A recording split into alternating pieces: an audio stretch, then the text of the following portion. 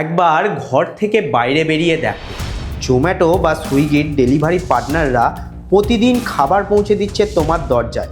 তাদেরকে এক মুহূর্তের জন্য থামিয়ে একবার জিজ্ঞাসা করে দেখো, তাদের শিক্ষাগত যোগ্যতা কী? উত্তর শুনে তুমি অবাক হয়ে যাবে। আজ আমরা দেখি তাদের মধ্যে অনেকেরই বিটেক ডিগ্রি আছে, কিন্তু আজ থেকে মাত্র 20 বছর আগেতেও মনে করা হতো বিটেক বা ব্যাচেলার অফ টেকনোলজি করা মানেই হাতের মুঠোয় নিশ্চিত চাকরি। এটাই ছিল সচ্ছল ভবিষ্যতের একটা গ্যারেন্টি। তবে আজকের বাস্তবতা সম্পূর্ণ আলাদা।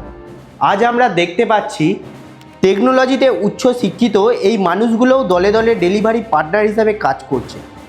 অর্থাৎ 4 বছর হাড় ভাঙা খাটুনি করে ইঞ্জিনিয়ারিং কলেজে তারা যা শিখেছিল, জীবিকার তাগিদে আজ তাদেরকে সম্পূর্ণ ভিন্ন একটি কাজ করতে তারা বাধ্য হচ্ছে।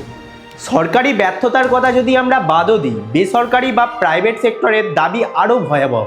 তাদের মতে ইঞ্জিনিয়ারিং কলেজগুলো থেকে প্রতি বছর যে হাজার হাজার গ্র্যাজুয়েট পাস করে বেরোচ্ছে, তাদের মধ্যে অধিকাংশরই সঠিক কর্মদক্ষতা নেই। অর্থাৎ তারা পুঁথিগত বিদ্যায় পাস করলেও বাস্তবের কোনো প্রযুক্তিগত সমস্যার সমাধান করার জন্য এমপ্লয়েবল বা চাকরির উপযুক্ত নয়। ডিগ্রি আছে কিন্তু স্কিল নেই। এই সংকটের শেষ কোথায়? তোমার মতামত কি? শুধু কি ডিগ্রির ওপরে ভরসা করে বসে থাকাটাই হচ্ছে আজকের বেকারত্বের প্রধান কারণ? অবশ্যই কমেন্টে জানাবে। দেখা হচ্ছে পরের ভিডিওতে।